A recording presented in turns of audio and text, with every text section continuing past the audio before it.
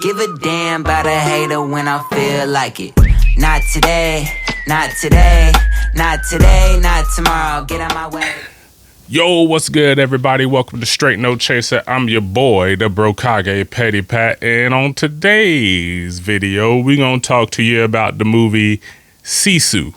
Now, I know a lot of you are wondering what SISU is. Like, how come you ain't hear this movie when it was in theaters? And I'm gonna keep it a buck. This thing did not stay in theaters long. It stayed in theaters about, I want to say 2.5 weeks, probably just too low key, because I planned on going to see this in theaters and I missed that shit by a mile. I went to look for it. Actually, I don't even know how I missed it. I think it stayed in, like I said, it didn't stay in theaters long, but good God.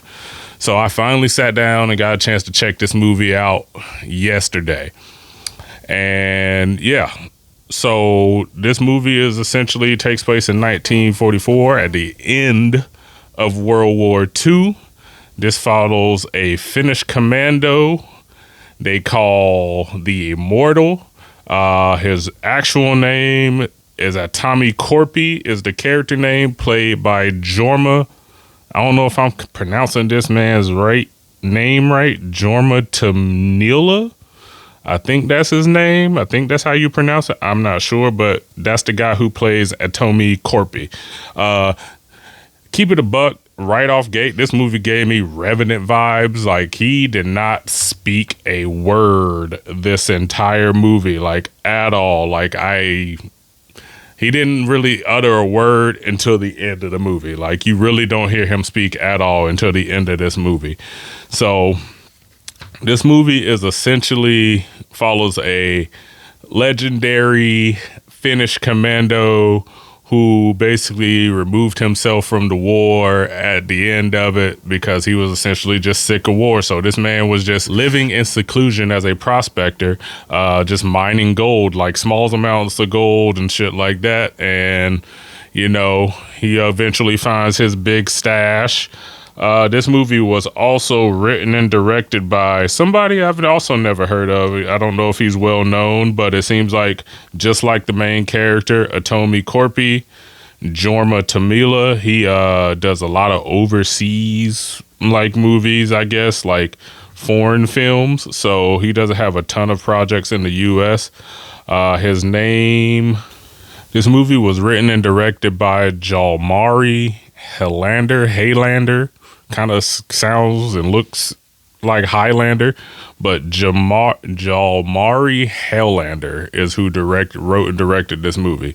This movie was very short, surprisingly, honestly, because I thought this was at least a 2-hour movie, but honestly, for what took place in the movie, it was the perfect length, because I feel like you couldn't have extended it any further than the 1.5-hour mark.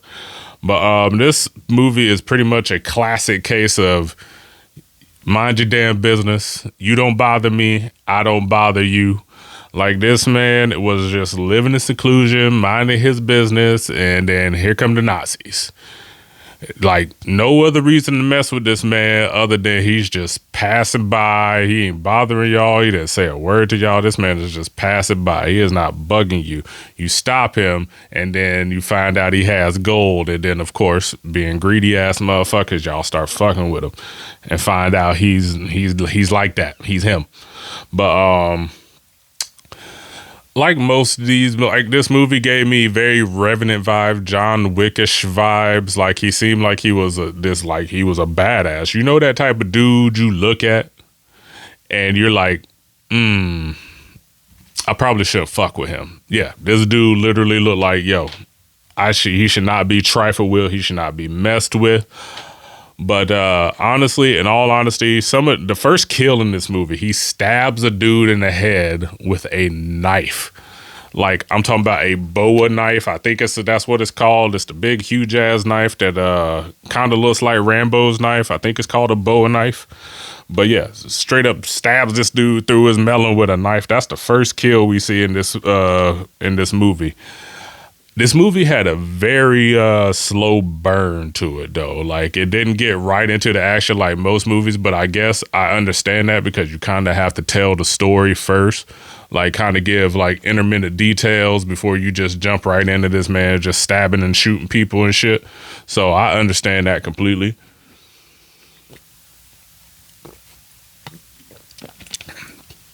But like once it did start getting to some of the action parts, bro, hands down some of the best action I've seen in this type of movie. Very believable. Now, this man has some insane kills in this movie too. So there's one point in the movie where they stop, like this man escapes into a landmine field. And of course, you know, the Nazis follow him. He's in the field. I don't know how he made it through or without stepping on a mine himself, or how he even found these mines to dig them up. But so they get to this part and they send the first, like, of course, the guy who's leading the whole Nazi crew is like, sends one of his guys in, and then he goes into the smoke and we see something come out of the smoke and this dude blows up. This man took a landmine out of the ground, threw it, and blew somebody the hell up. Like, what? Who does that? This man had some crazy kills. And I'm going to tell you a little bit more, but I also want to go into this. You know how in like I said, this movie gave me very John Wickish vibes. You know how in John Wick, the father of the son in the first one, the Russian father in the first one, apparently, you know, like basically gave him the whole rundown. Yo, that's the Baba Yaga. Like John Wick is that dude. He's him. Like, why did you mess with him? Yeah, they essentially had the same type of harbinger type person in this, except this time it was the Nazi general. So the guy in charge of the whole regime that's fucking with this dude right now. But the Nazi general literally calls these dudes up, be like, yo, this is who he is. They call this man the Immortal. Like, this is his nickname. I forget the actual word they used, but it translates to the Immortal. We'll let you know right there. Anybody with a nickname like that probably shouldn't be fucking with him.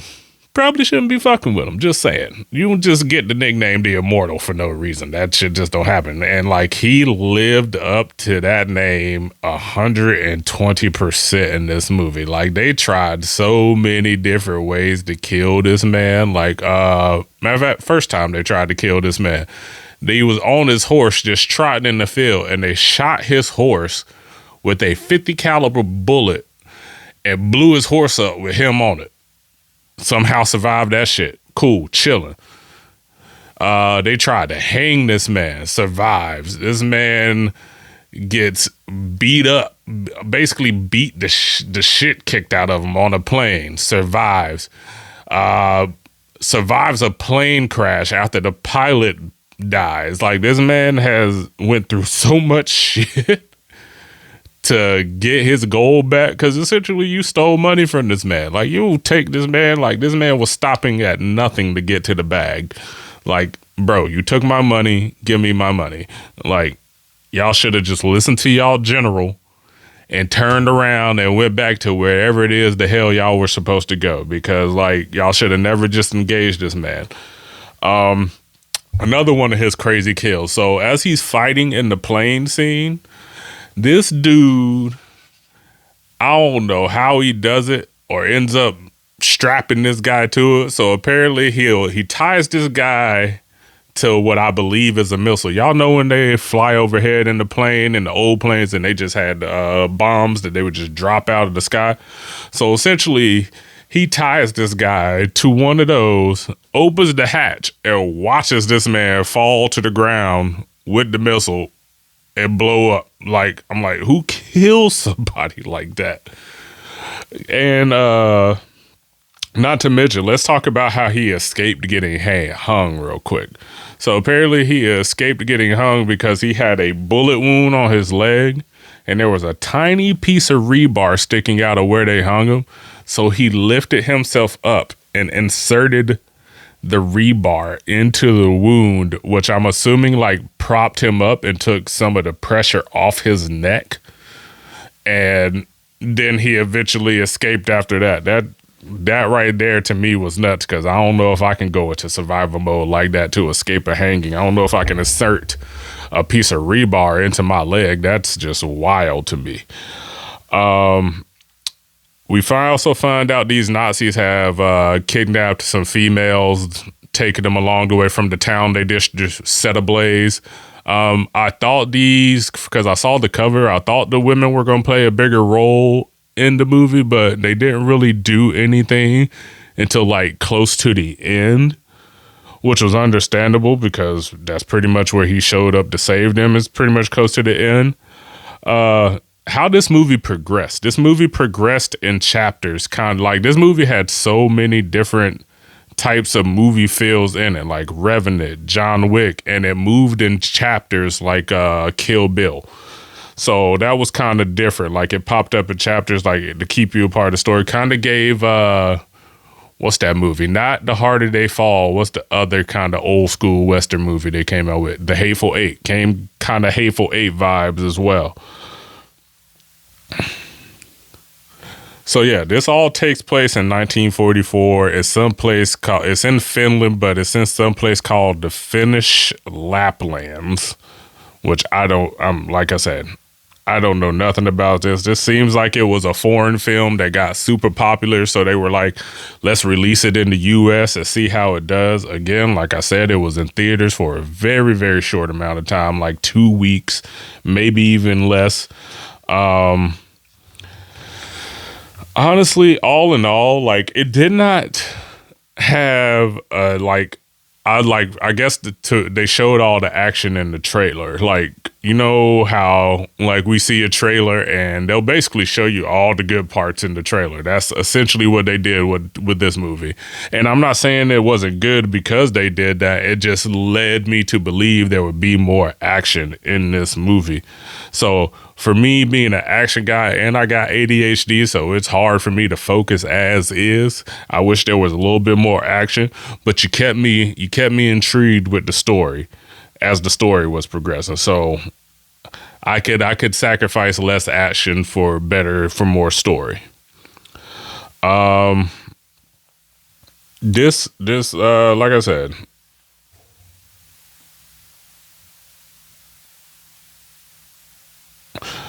and like I said, this man started off by killing seven Nazis in this little platoon off gate when they stopped him. And I don't know for what reason that gave these guys false hope, like they could actually handle this man. Like, bro, the story of this man, like I said, they call him the Immortal. Apparently this man was like a one-man death squad killing hundreds of Russians in his wake in his like prime days. Like, so I don't know if I'd personally want to go around stopping somebody like that. But again, they ain't know who this dude was when they stopped him. But after you found out, you should have stopped fucking with him. But nah, you got cocky. You was like, oh, we outnumber him, so we can handle this dude no matter what the general tells us. Not the case. Not the case at all. You should have just left this man the fuck alone. It was, like I said, with the John Wick vibes, they shot at his dog. And as I said before, they killed this man's horse. So I feel like you already was asking for whatever he was about to give you just off those two events alone.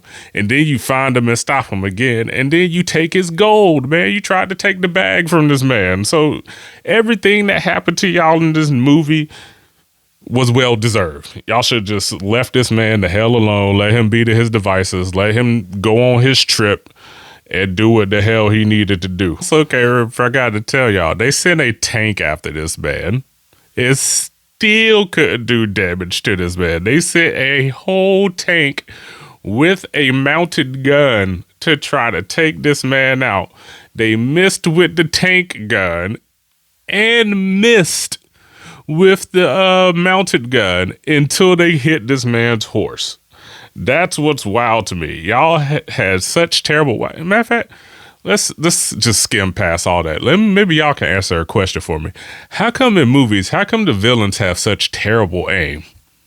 Like, I never understand it. I get it's probably for story progression, but like every villain in every movie where it involved guns, lasers, any type of old weapon, projectile that you gotta shoot, it seemed like these motherfuckers can't hit the backside of a barn, bro. They can't hit shit. They missing, turning it sideways. Like, bro, and they're like, these dudes are lined up with automatic weapons, big ass mounted weapons, letting off at the same time, and none of y'all can hit this man. I still don't understand the trope of why villains can't shoot in movies. Like, they are the world's worst marksmen in movies. Villains, I don't get it. Like, it's so fucking weird to me. But anyways, I digress. But again, like I said, this movie, I enjoyed it. I just would, like I said, I just wish there was more action, man. Like, I feel like you didn't have me at the edge of my seat with the action like I needed to be. Like I said, I felt like y'all showed every bit of action in the trailer. But I would honestly, this movie was very John Wickish. He's John Wick with a lot less resources. Like, this man basically was out here surviving in nothingness. I don't know how, after being shot, blown up, beat up, everything. This man was just still out here, mission, get the bag and kill these dudes for fucking with me and killing my horse and shooting at my dog. You didn't really see the dog too much after he sent it to run away. Like, you saw it pop up while he was hiding from them, but after that, you didn't really see the dog too much after that. The women in the movie, of course, they get their revenge on the Nazis because these dudes captured these women and they were raping them and shit. That was just messed up. So I was happy as hell when they finally shot these motherfucking Nazis up and got their revenge. And then the lead chick for the women basically did the same thing as the general.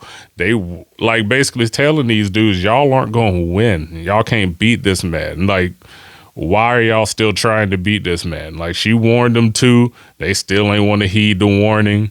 And again, you got dealt with. This man, the immortal Atomi, dealt with y'all.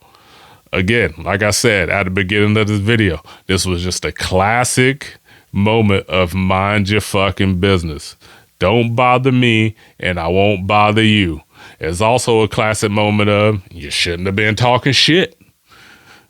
Leave this, and you should have left this man alone. Left him to his devices. Let him carry his gold across the country. And you took this man's village.